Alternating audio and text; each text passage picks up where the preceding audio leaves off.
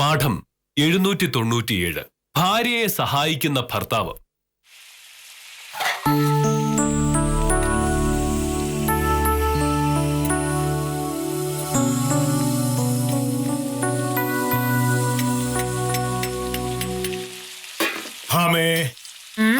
ഉച്ചമൂണ് എടുത്തില്ലേ? എനിക്ക് പോകാൻ നേരമായി. ഇല്ലല്ലോ, മോഹനേട്ടന് പോകേണ്ടത് 9:38 ഇപ്പൊ 9:20 10 മിനിറ്റ് മുമ്പ് ചോറെടുത്താൽ എന്താ പ്രശ്നം? അതുകൊണ്ട് കുഴപ്പമൊന്നും ഉണ്ടാവില്ലല്ലോ. ഉണ്ടാവുമല്ലോ മോനേട്ടാ. ഉച്ചയൂണിന് മീൻകറി വേണമെന്നുണ്ടെങ്കിൽ 10 മിനിറ്റ് കൂടി കാത്തിരിക്കണം. ഇപ്പൊ ചോറെടുത്തിട്ടുണ്ടെങ്കിൽ മീൻകറി ഉണ്ടാവില്ല, അത്രേ ഉള്ളൂ. പക്ഷേ നിനക്ക് ഈ മീൻകറി 10 മിനിറ്റ് മുമ്പ് ഉണ്ടാക്കാമായിരുന്നു. 10 മിനിറ്റ് മുന്നേ മീൻകറി ഉണ്ടാക്കിയിട്ടുണ്ടെങ്കിൽ സാമ്പാർ ഞാൻ എപ്പോ ഉണ്ടാക്കണമായിരുന്നു? മോഹനേട്ടൻ അപ്പുറത്ത് നിന്നിരിക്കെ പോകാൻ നേരമാകുമ്പോഴേക്കും ചോറ്റുപാത്രം മോഹനേട്ടന്റെ ബാഗിനകത്തുണ്ടായിരിക്കും. ബാക്കി സകല കാര്യങ്ങൾ സമയത്ത് ചെയ്യാൻ അറിയാമെങ്കിലേ അതും കൂടി ചെയ്യാൻ എനിക്കറിയാം. അപ്പുറത്ത് പോയി പത്രം വായിക്കും മോനേട്ടാ. ഈ ഇടയായിട്ട് അവൾക്ക് വർത്തമാനം കുറച്ച് കൂടുതലാ.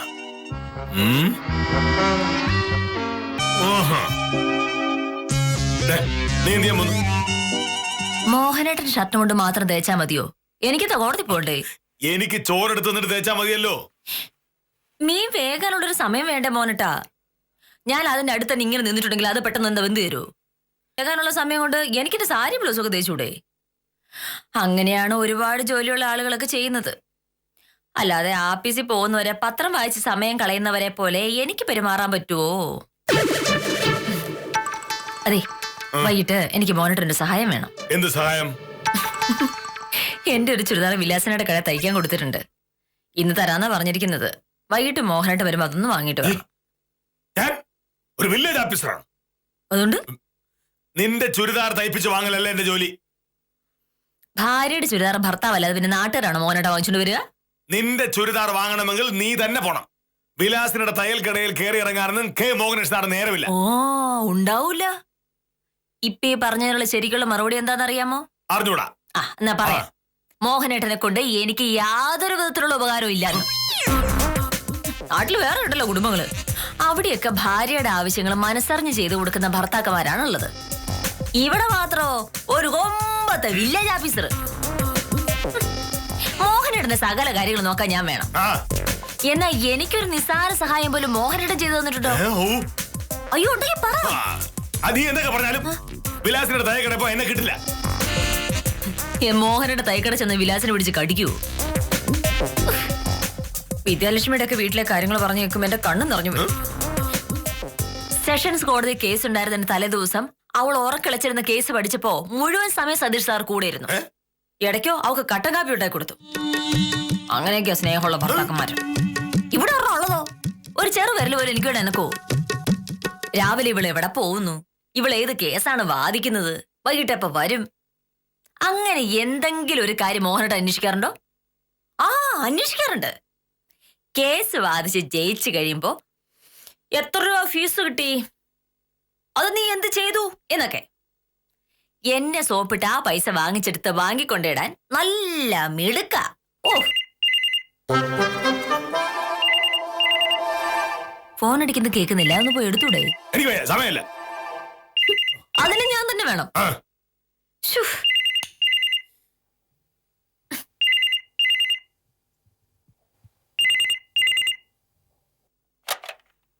ഹലോ, അത് സത്യഭാമയാണ്. നിങ്ങൾക്ക് മലയാളം പറഞ്ഞാൽ മനസ്സിലാവില്ലേ? എത്ര തവണ ഞാൻ പറഞ്ഞു എനിക്ക് ആ കേസ് വാദിക്കാൻ താല്പര്യമില്ലാന്ന്.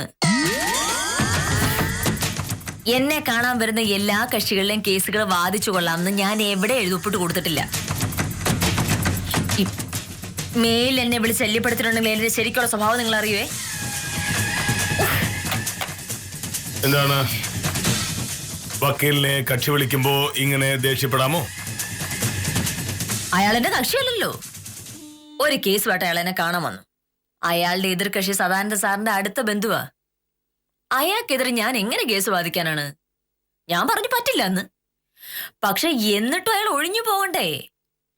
ഞാൻ വാദിച്ചാലേ ശരിയാവുള്ളൂ, സഹായിച്ചേ പറ്റൂന്ന് പറഞ്ഞ് എന്നും അയാൾ വക്കീലാഫീസിലേക്ക് വരും. ഇതാ ഇപ്പൊ ഫോൺ വിളിയും തുടങ്ങി. ഇപ്പൊ നിനക്ക് മനസ്സിലായോ? ഇമാതിരി മര്യാദയില്ലാത്തവരുമായി ഇടപെട്ടാലുണ്ടാകുന്ന പ്രശ്നം ഈ വക്കീൽ പണി അന്തസ്സുള്ളവർക്ക് പറഞ്ഞിട്ടുള്ളതേ അല്ല. കൊള്ളാം. സ്വന്തം ഭാര്യ ഒരാൾ ഫോണിൽ വിളിച്ച് ശല്യപ്പെടുത്തിയ കാര്യം പറഞ്ഞു കേൾക്കുമ്പോ ഭാര്യയുടെ ജോലിയെ കുറ്റം പറഞ്ഞ ഭർത്താവ്. മോഹനന്റെ സ്ഥാനത്ത് വേറെ ആരെങ്കിലും ആയിരുന്നെങ്കിലേ ഈ വിഷയം നേരിട്ട് കൈകാര്യം ചെയ്തേനെ. പക്ഷെ മോഹനന്റെ ഒന്നും ചെയ്യൂലല്ലോ. എനിക്ക് ഗുണം ഉണ്ടാകുന്ന ഒരു കാര്യം ചെയ്യൂല എന്ന് വ്രതം എടുത്ത് വെച്ചിരിക്കാണല്ലോ വില്ലേജ് ഓഫീസർ. അയാൾ തന്നെയാണോ എന്തോ. ഹലോ, അതെ സത്യഭാമയാണ്. എനിക്കറിയാൻ മേലാത്തോണ്ട് ഞാൻ ചോദിക്കുക, എന്താണ് നിങ്ങളുടെ ഉദ്ദേശം? എന്നെ ശല്യപ്പെടുത്തി കേസ് വാദിപ്പിക്കാനാണോ? എനിക്ക് ഇവിടെ വേറെ ഒരുപാട് പണിയുണ്ട്. നിങ്ങൾ ഞാൻ സംസാരിക്കാം. ഞാൻ ഒരാളുടെ കൊടുക്കാം. ഒന്ന് ഹോൾഡ് ചെയ്യൂ. Hello hello hello hello hello. എന്റെ പേര് കെ മോഹനേഷൻ സാർ. വില്ലേജ് ഓഫീസറാണ്. സത്യഭാമയുടെ ഭർത്താവുമാണ്. കഴിഞ്ഞ കുറച്ച് ദിവസമായി താങ്കൾ എന്റെ ഭാര്യയെ ശല്യപ്പെടുത്തുന്നതായി ഞാൻ അറിഞ്ഞു. മേലിൽ ഈ ഫോണിലേക്കോ ഭാമയുടെ മൊബൈൽ ഫോണിലേക്കോ വിളിച്ചാൽ ചവിട്ടി നിന്റെ നട്ടല് ഞാൻ ഒടിക്കും. നീ എന്താണ് എന്റെ ഭാര്യയെ പറ്റി കരുതിയത്? അവൾക്ക് നിന്റെ കേസ് വാദിക്കാൻ മനസ്സില്ല. ഇനി ഇതും പറഞ്ഞ് അവളുടെ ഓഫീസിലെങ്ങാനും കയറി ചെന്നാൽ അത് നിന്റെ അവസാനമായിരിക്കും. നിനക്ക് കെ മോഹനൻ സാറിന്റെ സ്വഭാവം അറിയില്ല. ചീത്തയായ ഞാൻ മോഹചിത്ത വക്കീൽ കൊടുക്കാനോ സൗകര്യമില്ല. എന്റെ ഭാര്യ ഏതൊക്കെ കേസ് വാദിക്കണമെന്ന് ഞാൻ തീരുമാനിക്കും. നിന്നെ പോലുള്ള കക്ഷികളുടെ നക്കാപ്പിച്ച കാശ് കൊണ്ടല്ല അവൾ ജീവിക്കുന്നത്. മനസ്സിലായോ? പറയാനുള്ളത് ഞാൻ പറഞ്ഞു. ഇനി ഭാമയുടെ ഫോണിൽ വിളിക്കുന്ന എല്ലാവരും ഇതേ അനുഭവമായിരിക്കുമെന്ന് നീയും നിന്നെ പോലുള്ള സകല അലവലാദികൾ ഓർത്തോ. ഒരു കേസ് കിട്ടില്ലെങ്കിലും ഞങ്ങൾ ജീവിക്കും. എന്തൊക്കെയാ മോഹനൻ പറഞ്ഞത്? ഇങ്ങനെയൊക്കെയാണോ ഒരാളോട് സംസാരിക്കുന്നത്? ഇതെന്തൊരു മര്യാദകളാ മോഹനൻ കാണിച്ചത്? ഇതൊരുമാതിരി കവല ചട്ടികൾ പറയുന്ന വർത്താനായി പോയി.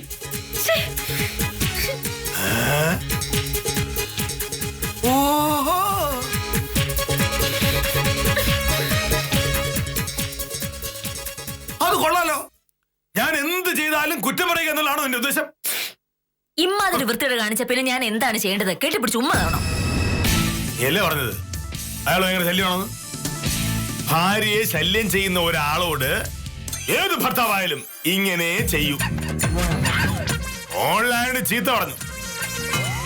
നേരിട്ട് എന്റെ കൺമുന്നിൽ ഒന്ന് ചാടിയിരുന്നെങ്കിൽ പല്യം തെറപ്പിച്ചനെ. ഞാനൊരു വക്കീലാണെന്നുള്ള കാര്യം മോനിറ്റർ അറിയാമോ? നാട്ടുകാര് മുഴുവൻ അറിയുന്ന ഒരു വക്കീലിനെ ഒരു കക്ഷി വിളിക്കുമ്പോ വക്കീലിന്റെ ഭർത്താവ് ഇങ്ങനെ ചീത്ത വിളിക്കാന്ന് വെച്ചാ എന്റെ മാനം പോലെ മോനട്ട.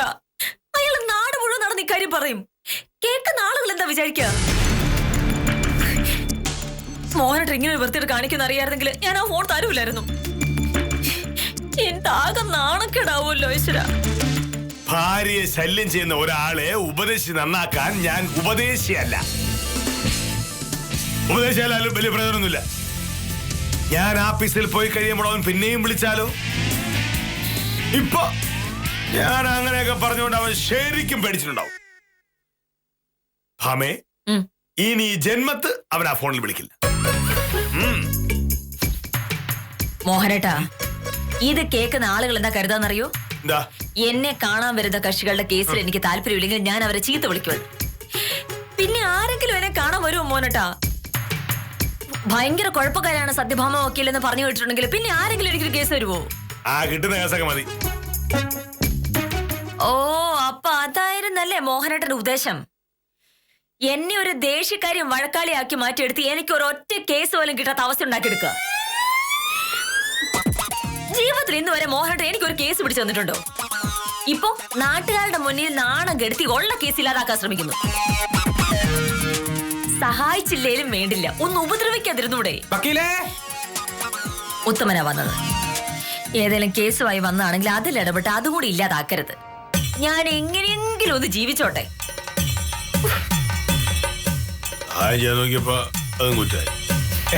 നമസ്കാരം വക്കീലേ. സുഖം തന്നെയാണല്ലോ അല്ലേ? എന്റെ സുഖവിവരം അന്വേഷിക്കാനാണോ ഉത്തമന് പോകുന്നത്? അങ്ങനെയല്ല, ഞാൻ വക്കീലൊരു ഉഗ്ര കേസുമായിട്ടാണ് വന്നത്. കേസിലേക്ക് കടക്കുന്നതിന് മുമ്പ് വെറുതെ ഒന്ന് കുശലം പറഞ്ഞു എന്നുള്ളതേ ഉള്ളൂ. കുശലം പറഞ്ഞു കഴിഞ്ഞില്ലേ? ഇനി നമുക്ക് കേസിലേക്ക് കിടക്കാം. തടിമില്ല് നടത്തുന്ന ബഷീറിന്റെ ഒരു കേസാണ് വക്കീലെ. 4 മാസം മുമ്പ് നമ്മുടെ ഗോവിന്ദൻകുട്ടി ബഷീറിന്റെ തടിമില്ലിൽ നിന്ന് ഒരു 9 ലക്ഷം രൂപയുടെ തടി വാങ്ങിച്ചു. അന്ന് ഗോവിന്ദൻകുട്ടിയുടെ വീട് പണി നടക്കുകയായിരുന്നു. കൊടുക്കാനുള്ള കാശിന്റെ ഉറപ്പിന്മേൽ ഒരു ചെക്കും കൊടുത്തു. പക്ഷേ മാസം 6 കഴിഞ്ഞിട്ടും കാശ് കിട്ടാതെ വന്നപ്പോ ബഷീർ ചെക്ക് ബാങ്കിൽ കൊടുത്തു. പൈസ ഇല്ലാതെ ചെക്ക് മടങ്ങി. ഇനിയിപ്പോ എന്താണ് ചെയ്യേണ്ടതെന്നാണ് ചോദിക്കുന്നത്. ചെക്ക് മടങ്ങിയിട്ടുണ്ടെങ്കിൽ 1 മാസത്തിനകം വക്കീൽ നോട്ടീസ് അയക്കാന്നാണ് ചട്ടം. ബഷീറിനോട് ഇന്ന് വക്കീൽ ഓഫീസിലേക്ക് വരാൻ പറ. കാര്യങ്ങളൊക്കെ ഞാൻ പറഞ്ഞു കൊടുത്തോളാം. ഓ, അപ്പൊ ഞാൻ ബഷീറിന്റെ അടുത്ത് വിളിച്ച് പറയാം. നമസ്കാരമുണ്ട് സാർ.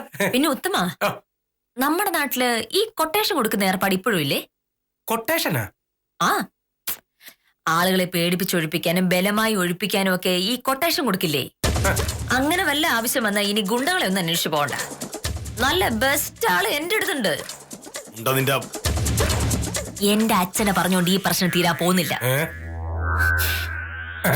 കേട്ടോ ഉത്തമ, ഒരു കക്ഷി ഒരു കേസുമായിട്ട് കുറച്ച് നാളായിട്ട് എന്നെ പുറകെ നടക്കുക. എനിക്കാണെങ്കിൽ ആ കേസ് വാദിക്കാൻ താല്പര്യമില്ല. പക്ഷെ അയാൾക്കത് പറഞ്ഞാൽ മനസ്സിലാവണ്ടേ? ഇന്നും അയാൾ വിളിച്ചപ്പോ അയാളെ ഒന്ന് പറഞ്ഞു മനസ്സിലാക്കാൻ ഞാൻ മോഹനേട്ടനോടൊന്ന് പറഞ്ഞു പോയി. ഉത്തമ, മോഹനേട്ടനെ അയാളെ വിളിക്കാൻ ചീത്തയൊന്നും ബാക്കിയില്ല. സംഭവിച്ച അയാൾ എങ്ങനെ പുറത്ത് പറഞ്ഞിട്ടുണ്ടെങ്കിൽ പിന്നെ എനിക്ക് ഈ ജന്മത്തൊരു കേസ് കിട്ടുമോ? പിന്നെ വക്കീലെ, ആരാണ് ഈ കക്ഷി? കക്ഷി ആരായാലും എന്താ ഇങ്ങനെയുള്ള വർത്താനം പറയേണ്ടത്? എനിക്ക് തോന്നും പോലെ ഞാൻ പറയും. അതെ, മോഹനേട്ടൻ എങ്ങനെയെങ്കിലും എന്റെ ജോലി ഇല്ലാതാക്കണം, എന്നെ പിടിച്ച് വീട്ടിലാക്കണം. അതിനുള്ള വേലയാണല്ലോ ഇത്. ഉത്തമൻ ഇപ്പൊ വന്നൊരു കേസുമായിട്ട് ഇങ്ങനെ എത്രയോ കേസുകൾ ഉത്തമൻ എനിക്ക് പിടിച്ചു തന്നിട്ടുണ്ട്. ഉത്തമനെ പോലെ വേറെ എത്ര പേര് എന്നെ ഇങ്ങനെ സഹായിച്ചിട്ടുണ്ട്. പക്ഷെ ഇന്ന് വരെ ഈ നിൽക്കുന്ന മോഹനേട്ടൻ എനിക്ക് ഒരു കേസും പിടിച്ചു തന്നിട്ടില്ല. എന്റെ ജോലി നിനക്ക് കേസ് പിടിച്ചു തരുന്നതല്ല, ഞാൻ ഒരു വില്ലേജ് ഓഫീസറാണ്. എന്റെ ഭർത്താവും കൂടിയല്ലേ? സ്നേഹമുള്ള ഭർത്താക്കന്മാര് ജോലിയിൽ ഭാര്യയെ സഹായിക്കും. പക്ഷേ സ്നേഹം വേണം. അതില്ലാതെ ഒന്നും പറഞ്ഞിട്ട് കാര്യമില്ലല്ലോ. അപ്പൊ വക്കീൽ ബഷീറിനോട് വക്കീൽ ഓഫീസിലേക്ക് വരാൻ പറഞ്ഞു. ശരി. ഉത്തമന്റെ ഭാര്യയെ ഒരാൾ സ്ഥിരമായി ഫോണിൽ വിളിച്ച് ശല്യപ്പെടുത്തിയാൽ ഉത്തമൻ എന്ത് ചെയ്യും? അതിന് എനിക്ക് ഭാര്യ ഇല്ലല്ലോ സാറേ. സങ്കല്പിക്ക, അവരെ ഒരാൾ ഫോൺ ചെയ്ത് ശല്യപ്പെടുത്തുന്നു. ഉത്തമൻ എന്ത് ചെയ്യും? അതിപ്പോ ആരാണ് ശല്യപ്പെടുത്തുന്നതെന്നും എങ്ങനെയാണ് ശല്യപ്പെടുത്തുന്നത് എന്തൊക്കെയുള്ള കാര്യങ്ങൾ അനുസരിച്ചാണല്ലോ നമ്മൾ ഓരോന്ന് ചെയ്യുക. പക്ഷെ ഞാൻ അങ്ങനല്ല. സ്ത്രീകളെ ശല്യപ്പെടുത്തുന്നവരോട് പുച്ഛമാണ്, പുച്ഛം. അത്തരക്കാരോട് ഇടപെടുമ്പോൾ ഞാൻ മുഖം നോക്കാറില്ല. സാറേ, ആ മത്തായിക്കുട്ടിയുടെ കൈവശാവകാശ സർട്ടിഫിക്കറ്റിന്റെ കാര്യം. കൈവശാവകാശ സർട്ടിഫിക്കറ്റ് തരുന്നത് വില്ലേജ് ഓഫീസിൽ നിന്നാണ്, അല്ലാതെ വില്ലേജ് ഓഫീസറുടെ വീട്ടിൽ നിന്നല്ല. അല്ല അല്ല അല്ല എനിക്കറിയാം. അങ്ങാടി തോറ്റതിന് അമ്മയോട്, വക്കീൽ വഴക്കുണ്ടാക്കിയതിന് എന്റെ അമ്മക്കിട്ട് കയറിയിട്ട് എന്തോന്ന് കാര്യം? അല്ലെങ്കിൽ ഒന്നും ഇങ്ങനെ എന്നല്ലോ.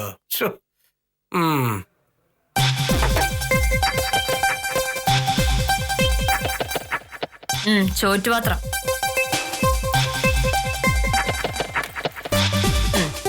മണി 9:36 ആയിട്ടുള്ളൂ. ഇനി ഞാൻ കാരണം താമസിച്ചു എന്നും കൂടെ പറയണ്ട. മോഹനേട്ടൻ സ്നേഹം നന്ദിയില്ലെങ്കിൽ എനിക്കങ്ങനെ പറ്റില്ലല്ലോ. ഞാൻ നിന്നോട് എന്ത് സ്നേഹക്കുറവാണ് കാണിച്ചത്?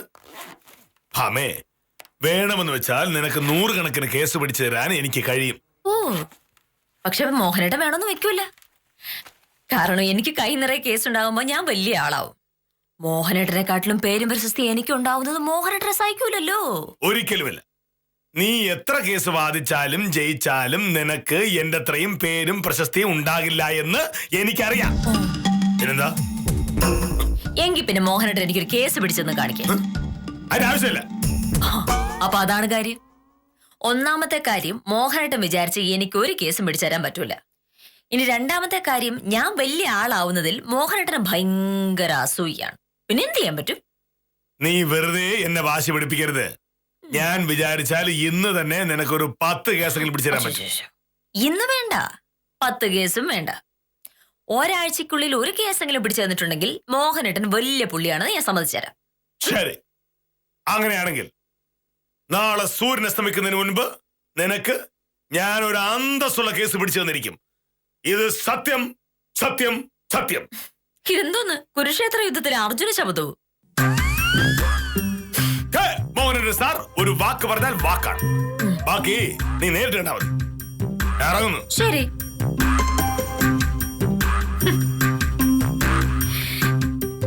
ഈ കാട്ടുപോത്തിനെ എങ്ങനെയാ ഒന്ന് മെരിക്ക് കൂടെ കൊണ്ടു നടക്കുക?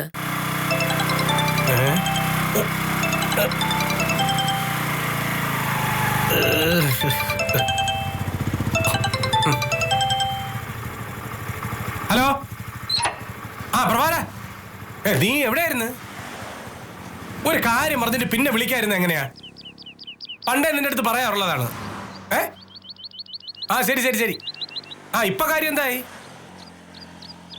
ഓ ആയിക്കോട്ടെ, ഞാൻ ഇന്ന് വക്കീലിനോട് സംസാരിച്ചിട്ട് നിന്നെ അങ്ങോട്ട് വിളിക്കാം. അയ്യോ, ഈ വിളി അരമണിക്കൂർ മുമ്പേ വിളിച്ചിരുന്നെങ്കിൽ എന്ത് നന്നായിരുന്നു. ഞാനിപ്പോ വക്കീലിനെ കണ്ടിട്ട് വീട്ടിൽ നിന്ന് ഇറങ്ങിയതേ ഉള്ളൂ. ആ ശരി ശരി ശരി. ഓ ആയിക്കോട്ടെ. ഓരോരുത്തന്മാരെ കാര്യം സമയത്തിന് വിളിക്കാൻ പറഞ്ഞാൽ വിളിക്കൂല. ആ സാറേ, സാറേ നമസ്കാരം. ഞാൻ ഉത്തമനെ കാണാൻ വേണ്ടിയിരിക്കുന്നു. ആവശ്യം ഫോൺ ചെയ്തിട്ട് ഉത്തമൻ അങ്ങോട്ട് വരാൻ വേണ്ടി പറയാതിരിക്കും. ഞാനിപ്പോ സാറിന്റെ അടുത്ത് നിന്ന് വന്നതല്ലേ ഉള്ളൂ. അതിനുള്ളിൽ എന്തെന്ന് അത്യാവശ്യം സാറേ? ഞാനും ഭാമയും തമ്മിലുള്ള തർക്കം ഉത്തമനും കേട്ടല്ലോ. ഞാൻ അവൾക്ക് ഒരു കേസും പിടിച്ചു കൊടുക്കില്ല എന്ന് പറഞ്ഞ് അവൾ എന്നെ കളിയാക്കിയപ്പോ ഞാൻ അബദ്ധത്തിൽ ഒരു വാക്ക് പറഞ്ഞു. എന്ത് വാക്ക്? 2 ദിവസത്തിനുള്ളിൽ അവൾക്ക് നല്ല ഒന്നാമതൊരു കേസ് പിടിച്ചു കൊടുക്കാമെന്ന്. എന്നിട്ട് കാണാം എന്നോട് പറഞ്ഞു. നാളെ വൈകുന്നേരത്തിനകം നല്ലൊരു കേസ് കിട്ടിയേ പറ്റൂ ഉത്തമ. അയ്യോ, അങ്ങനെയൊക്കെ പറഞ്ഞ സാറേ. ഭാമയെ കൊണ്ട് കേസ് വാദിപ്പിക്കണമെന്ന് പറഞ്ഞ് പലരും ഉത്തമനെ വിളിക്കാറുണ്ടല്ലോ. ഉണ്ട്. ഇനി അങ്ങനെ ആരെങ്കിലും വിളിക്കുമ്പോ ഉത്തമൻ എന്നോട് പറഞ്ഞാൽ മതി. ഞാൻ പിടിച്ച കേസാണെന്ന് പറഞ്ഞ് എനിക്ക് അവളുടെ മുമ്പ് സംഗതി അവതരിപ്പിക്കാമല്ലോ. അങ്ങനെയാണെന്നുണ്ടെങ്കിൽ ഒന്നും നോക്കാനില്ല സാറേ. എന്റെ കയ്യിലൊരു കേസ് വന്നിട്ടുണ്ട്. എന്താ കേസ്? ഈ ബ്ലേഡ് കമ്പനി നടത്തുന്ന പ്രഭാരന്റെ ഒരു കേസാണ്. പ്രഭാരൻ ഇപ്പൊ വിളിച്ചിട്ട് വച്ചേ ഉള്ളൂ. ഞാൻ വക്കീലിനെ വിളിച്ച് കാര്യം പറയാൻ തുടങ്ങിയപ്പോഴാണ് സാറ് ഓടിക്കേറിങ്ങി വന്നത്. ഈ കേസ് സാറ് പിടിച്ചതാണെന്ന് പറഞ്ഞുകൊണ്ട് വക്കീലിനെ ഏൽപ്പിച്ചാ പോരെ? ഈ പ്രഭാകരന്റെ കേസ് എന്ന് പറയുമ്പോ എന്താ കേസ്? പ്രഭാകരൻ 10 രൂപ പലിശയ്ക്ക് കടം കൊടുത്ത കാശ് തിരിച്ചു കിട്ടിയില്ല. കാശ് വാങ്ങിയവനെതിരെ കേസ് കൊടുക്കണം. അതൊന്നും ശരിയാവില്ല. അതെന്ത് സാറേ? സത്യം പറഞ്ഞ ഈ പ്രഭാകരനെ പോലുള്ള ബ്ലേഡ് കമ്പനിക്കാരന്മാരുടെ കേസ് വാദിക്കുന്നതേ എനിക്ക് ഇഷ്ടമല്ല. അപ്പൊ പിന്നെ ഞാൻ തന്നെ ഇടപെട്ട് ഇത്ര ഒരു കേസ് പിടിച്ചെടുക്കുന്നത് ശരിയാവും ഉത്തമ? അത് ശരിയാവില്ല സാറേ. അങ്ങനെ നോക്കിയ കേസ് ഉണ്ടാവുമോ? എവിടെയെങ്കിലും പറ്റിപ്പോ തട്ടിപ്പോ പിടിച്ചു പറയോ തമ്മിത്തല്ലോ ഒക്കെ ഉണ്ടായെങ്കിലല്ലേ കേസ് ഉണ്ടാവൂ. അല്ലാതെ അമ്പലത്തിൽ പോയെന്നോ ചായക്കട കയറിയെന്നൊക്കെ പറഞ്ഞ് കേസ് കൊടുക്കാൻ പറ്റുമോ? എന്നാലും കുറച്ചുകൂടി അന്തസ്സുള്ളൊരു കേസൊന്നുമില്ല ഉത്തമ. അല്ലെങ്കിൽ ഞാൻ ഈ പിടിച്ചു കൊടുക്കുന്ന കേസിന്റെ പേരും പറഞ്ഞ അവൾ ഈ ജന്മം മുഴുവൻ എന്നെ കളിയാക്കും. എന്നാ പിന്നെ ഒരു കാര്യം ചെയ്താലേ സാറേ? സാറായിട്ട് തന്നെ ഒരു കേസ് ഉണ്ടാക്കുക. ആരോടെങ്കിലും വഴക്കുണ്ടാക്കുകയോ കൈക്കൂലി വാങ്ങിക്കുകയോ ഒക്കെ ചെയ്തു കഴിഞ്ഞാൽ കേസാവുമല്ലോ. പ്രതി സാറാവുമ്പോ ജാമ്യത്തിൽ ഇറക്കാൻ വക്കീൽ ആത്മാർത്ഥമായിട്ട് വരികയും ചെയ്യും. വിരോധമുള്ള ആരെങ്കിലും കൈവയ്ക്കുകയാണെന്നുണ്ടെങ്കിൽ അയാളോടുള്ള സാറിന്റെ ദേഷ്യം തീരുകയും ചെയ്യും. വക്കീലിനോട് വാശിക്ക് പറഞ്ഞ വാക്കും പാലിക്കാം. ഒരു പിടിക്ക് 2 പക്ഷി. എങ്ങനെയുണ്ട് സാറേ? മൊത്തായിക്കുരുടെ കൈവശ അവകാശ സർട്ടിഫിക്കറ്റ് വാങ്ങാൻ ഉത്തമൻ വില്ലേജ് ഓഫീസിലേക്ക് വരുമല്ലോ. ഇതിനുള്ള മറുപടി ഞാൻ അപ്പ പറഞ്ഞോളാം. അഹങ്കാരി. അയ്യോ, വെറുതെ ആ ഫ്ലോയിൽ ഒരു തമാശ പറഞ്ഞതാണ്. പക്ഷെ സാറിന് അത് ഇഷ്ടപ്പെട്ടില്ല. ഒന്നും പറയാതിരിക്കുക കാഞ്ചന സാറേ നല്ലത്. എന്റെ ചെറിയച്ഛന്റെ മോനായിട്ട് പറയല്ല. ഹേമേന്ദ്രൻ ഒരു പാവ. സകല പ്രശ്നങ്ങൾ ഉണ്ടാക്കുന്നതേ ആ അംബുജാക്ഷനാ. ഇക്കാലത്ത് അതിർത്തി തർക്കമൊക്കെ ഉണ്ടാവുന്നത് സാധാരണയാണ്. പക്ഷേ ശിശുപാലൻ ചേട്ടൻ പറഞ്ഞതനുസരിച്ചാണെങ്കിൽ അംബുജാക്ഷനെ വെറുതെ വിടരുത്. 30,000 രൂപ മുടക്കി കെട്ടിയ മതില് പൊളിക്കാന്ന് വെച്ചാ കേസ് കൊടുക്കണം ശിശുപാലൻ ചേട്ടാ. നല്ലൊരു വക്കീലിനെ കണ്ട് കേസ് ഏൽപ്പിച്ചാൽ അംബുജാക്ഷൻ വിവരം അറിയും. കേസ് കൊടുക്കേ വഴിയുള്ളെന്ന് ഹേമേന്ദ്രനും പറഞ്ഞു. പക്ഷേ നല്ലൊരു വക്കീലിനെ കിട്ടാനല്ലേ പാട്. വക്കീൽ നന്നായില്ലെങ്കിൽ കേസ് തോറ്റു. ഹേമേന്ദ്രന്റെ കയ്യിൽ കാശുണ്ടല്ലോ, പിന്നെ നല്ലൊരു വക്കീലിനെ കിട്ടാൻ എന്താ പാട്? അവിടെയല്ലേ കാഞ്ചന സാറേ പ്രശ്നം. നല്ല വക്കീലന്മാരൊക്കെ ഭയങ്കര ഫീസാ ചോദിക്കുന്നത്. അതിന് മാത്രം കാശൊന്നും ഹേമേന്ദ്രന്റെ കയ്യിലില്ല. എന്താണ് ചർച്ച?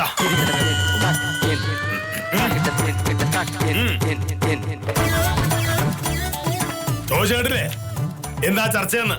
അല്ല സാർ, എന്റെ ചെറിയച്ഛന്റെ മോൻ ഹേമേന്ദ്രൻ ഒരു കേസിന്റെ കാര്യം ഉണ്ടായിരുന്നു. അതിനെപ്പറ്റി വെറുതെ സംസാരിക്കുകയായിരുന്നു. അങ്ങനെ വെറുതെ സംസാരിക്കാനുള്ള സ്ഥലമല്ലല്ലോ വില്ലേജ് ഓഫീസ്. നിങ്ങൾ ജോലി ചെയ്യാൻ നോക്ക്. കേസും കൂട്ടൊക്കെ കോടതിയില്.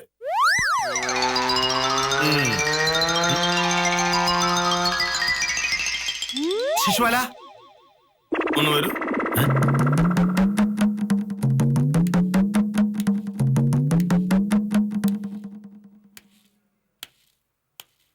വന്ന് വീട്ടിലെയോ നാട്ടിലെയോ ഒരു കാര്യവും ആഫീസിൽ സംസാരിക്കാൻ പറ്റില്ലെന്നായി.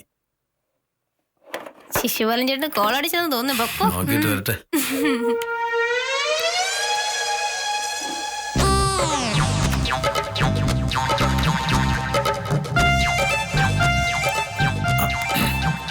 Sir,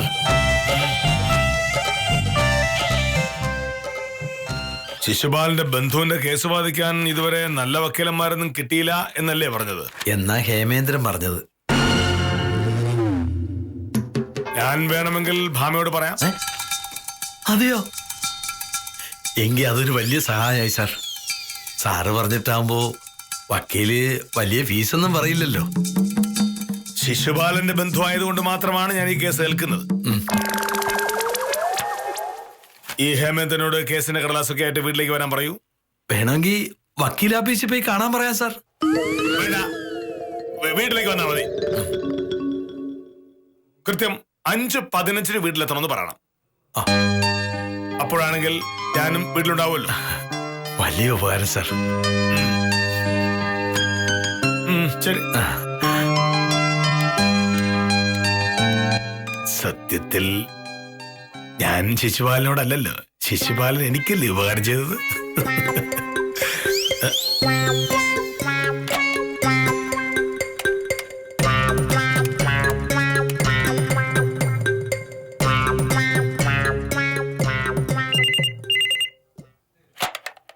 hello, ഭാമേ, മോഹനേട്ടനാ.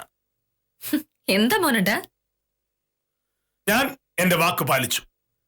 എന്താ? നാളെ സൂര്യൻ അസ്തമിക്കുന്നതിന് മുൻപ് നിനക്കൊരു കേസെങ്കിലും പിടിച്ചു തരുമെന്ന് ഞാൻ വാക്ക് പറഞ്ഞിരുന്നു. ആ വാക്ക് ഞാൻ പാലിച്ചിരിക്കുന്നു. എനിക്ക് മനസ്സിലായില്ല. ബാക്കി നിനക്ക് വൈകുന്നേരം മനസ്സിലാവും. കൃത്യം 5:12 ഞാൻ വീട്ടിലെത്തും. അപ്പോ നിനക്ക് ഒരു പുതിയ കേസ് ഉണ്ടായിരിക്കും. കക്ഷി കൃത്യം 5:15 അവിടെ എത്തും. ഏതാ കക്ഷി? എന്താ കേസ്? കാണാൻ പോകുന്ന പൂരം പറഞ്ഞറിയിക്കാൻ എനിക്ക് തീരെ താല്പര്യമില്ല. ബാക്കി നേരിൽ.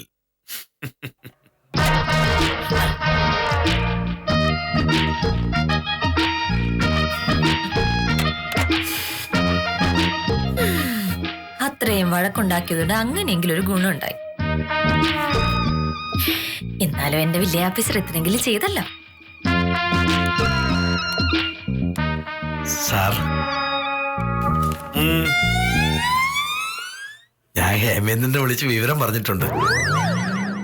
അവൻ കൃത്യം 5:15 സാറിന്റെ വീട്ടിലെത്തും. ആയിക്കോട്ടെ, ശിശുപാലൻ ചെല്ലു. ശരി സാർ. മോളെ ഭാമേ, ഞാൻ ആരാണെന്നാ നീ കരുതിയത്? മോഹനേട്ടൻ സാർ വിചാരിച്ചാൽ അസാധ്യമായിട്ട് ഒന്നുമില്ല.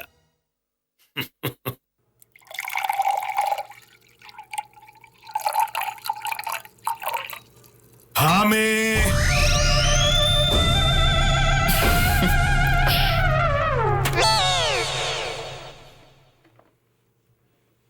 ചായ.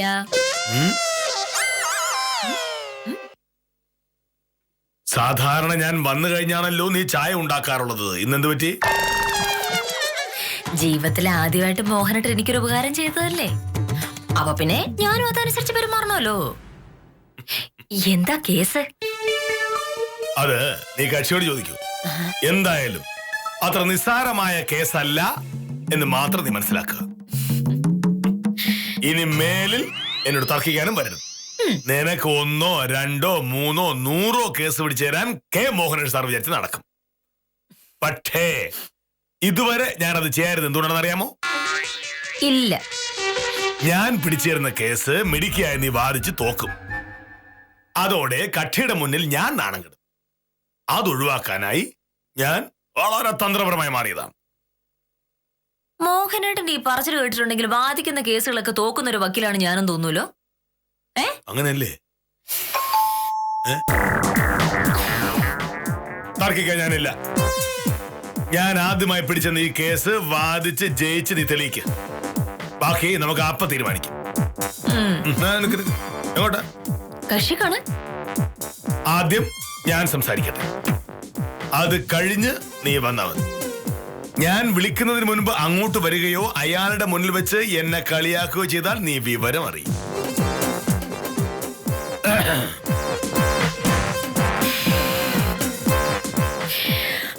എന്റെ ഈശ്വരാ.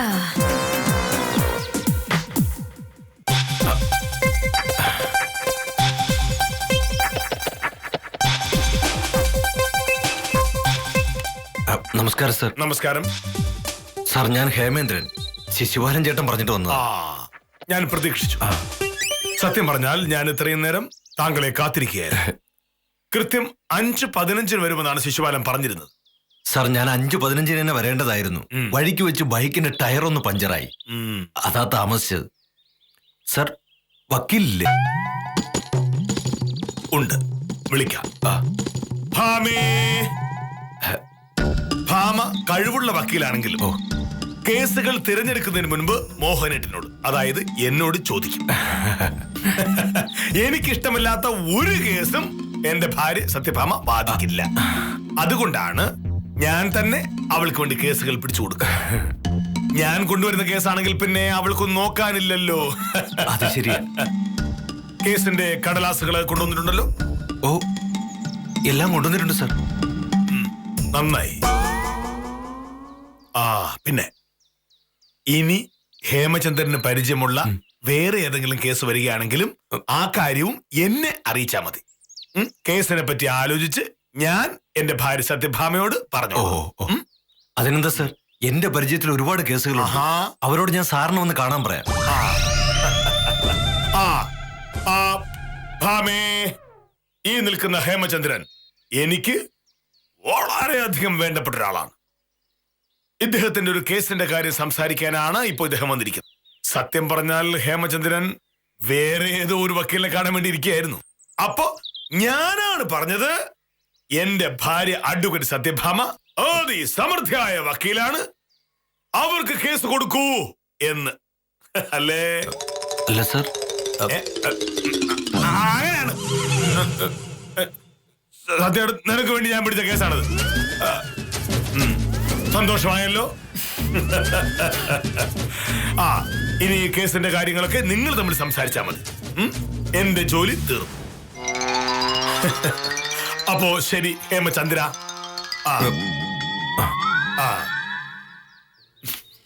ഇത്തരം കേസുകൾ ഇനി വന്നുകൊണ്ടേയിരിക്കും.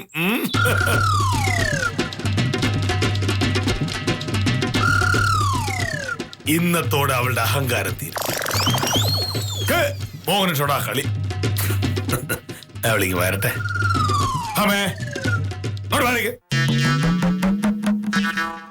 ഇപ്പൊ മനസ്സിലായോ കെ മോഹനൻ സാർ ആരാണെന്ന്?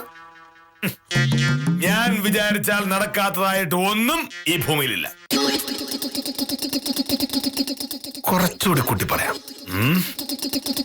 ഒരു കാര്യം ഞാൻ പറഞ്ഞേക്കാം. മേലിൽ കേസ്, കോടതി, കക്ഷി എന്നൊക്കെ പറഞ്ഞ് എന്നെ ചൊറിയാൻ വന്നാ നീ വിവരം അറിയും. ഞാൻ ആരാണെന്നാ നീ കരുതിയത്? ഇത്ര പെട്ടെന്ന് ചർച്ച കഴിഞ്ഞോ? എന്തു പറഞ്ഞു? എന്തു പറയും? അയാള് കേസിന്റെ കാര്യം പറഞ്ഞു. എങ്ങനെയുണ്ട് കേസ്? കേസ് വളരെ മനോഹരമായ കേസാണ്. ഈ കേസിന്റെ കൂട്ടത്തിൽ ഒരു പുതിയ കേസും കൂടി നാളെ ഉണ്ടാവും. ഇനിയുണ്ടോ കേസ്? അതെന്താണ്? ആ ഹേമേന്ദ്രനെ മോഹനേട്ടൻ എങ്ങനെയാ പരിചയം? ആളെ നീ അറിയുന്നേ അയാളുടെ ശബ്ദം മോഹനേട്ടന് പരിചയമുണ്ടോ? എന്ത് ശബ്ദം? അല്ല, ശബ്ദം പരിചയം ഉണ്ടാവില്ല. കാരണം രാവിലെ ഫോണിലൂടെ കണ്ണുപൊട്ടുന്ന ചീത്ത വിളിച്ചപ്പോ അയാൾക്ക് തിരിച്ചു പറയാനുള്ള അവസരമൊന്നും മോഹനേട്ടൻ കൊടുത്തില്ലല്ലോ. കഴിഞ്ഞ 2 ആഴ്ചയായി എന്നെ ശല്യപ്പെടുത്തുന്ന കക്ഷി ഈ ഹേമേന്ദ്രനാണ്. അയാളെയാണ് മോഹനേട്ടൻ രാവിലെ ചീത്ത മുഴുവനും പറഞ്ഞത്. എന്നിട്ട് വൈകുന്നേരമായപ്പോ അയാളെയും കൂട്ടിക്കൊണ്ട് പോന്നിരിക്കുന്നു. ഹേമേന്ദ്രനോ? അയാളാണോ ഇയാള്? ഓ, അയാളാണ് ഇയാള്. മോഹനേട്ടന്റെ മനസ്സ് മറിയത് കരുതിയാണ് അയാൾ വന്നത്. എന്നിട്ട് നീ എന്താ പറയരുതേ? പറയാൻ തുടങ്ങുന്നതിന് മുന്നേ മോഹനേട്ടൻ ഇങ്ങോട്ട് കേറി പോന്നില്ലേ? എന്താണ് ഹേമേന്ദ്രന്റെ ഉദ്ദേശം? അല്ല വക്കീല്, നിങ്ങളുടെ കേസ് വാദിക്കാൻ എനിക്ക് താല്പര്യമില്ല എന്ന് പല പ്രാവശ്യം ഞാൻ നിങ്ങളോട് പറഞ്ഞല്ലേ? എന്നിട്ട് പിന്നെയും എന്നെ വിളിച്ച് ശല്യപ്പെടുത്തി. ഒടുവിൽ ഇന്ന് രാവിലെ മോഹനേട്ടൻ നിങ്ങളെ വിളിക്കാവുന്ന ചീത്ത മുഴുവനും വിളിച്ചു. എന്നിട്ട് മതിയായില്ലേ നിങ്ങൾക്ക്? ഇതിപ്പം സാറ് എന്നോട് വരാൻ പറഞ്ഞോണ്ട് വന്നതാ. ഇല്ലെങ്കിൽ ഞാൻ വേറെ വക്കീലിനെ നോക്കിയത്. എങ്കിൽ പിന്നെ അങ്ങനെ ചെയ്യുന്നതല്ലേ നല്ലത്. എന്തായാലും ഈ കേസ് ഞാൻ വാദിക്കില്ല. അത് ശരി, ഭാര്യയും ഭർത്താവും കൂടെ ആളെ കളിയാക്കുക. ഭർത്താവ് പറഞ്ഞു വരാൻ, വന്നപ്പോ ഭാര്യ പറയുന്നു വേറെ വക്കീലിനെ അന്വേഷിക്കാൻ. ദേ, രാവിലെ സാറിനെ കുറെ ചീത്ത പറഞ്ഞപ്പോ ഞാൻ ക്ഷമിച്ചത് വക്കീല് കേസ് വാദിക്കുന്നുള്ളത് കൊണ്ടാ. ഇനി വക്കീൽ അതിന് തയ്യാറായില്ലെങ്കിൽ ബാക്കി ഞാൻ സാറിനോട് പറഞ്ഞോളാം. സാർ നാളെ വില്ലേജ് ഓഫീസിൽ വരുമല്ലോ, ഓഫീസിൽ കയറി ഞാൻ ചീത്ത വിളിക്കും, നോക്കിക്കോ. ആഹാ, ഹേമേന്ദ്രനോടാ കളി.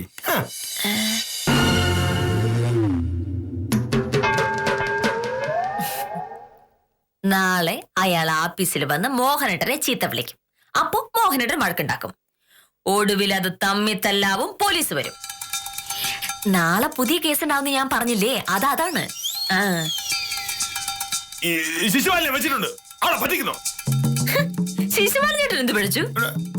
ആഫീസിൽ ഇങ്ങോട്ട് ഫോൺ വിളിച്ചപ്പോ ഞാൻ ചോദിച്ചല്ലേ ഏതാണ് കക്ഷിയെന്ന്. ഈ ഹേമേന്ദ്രൻ എന്നുള്ള പേര് അപ്പൊ പറഞ്ഞിരുന്നെങ്കിൽ ഇങ്ങനെ വല്ലതും ഉണ്ടാവുമായിരുന്നു.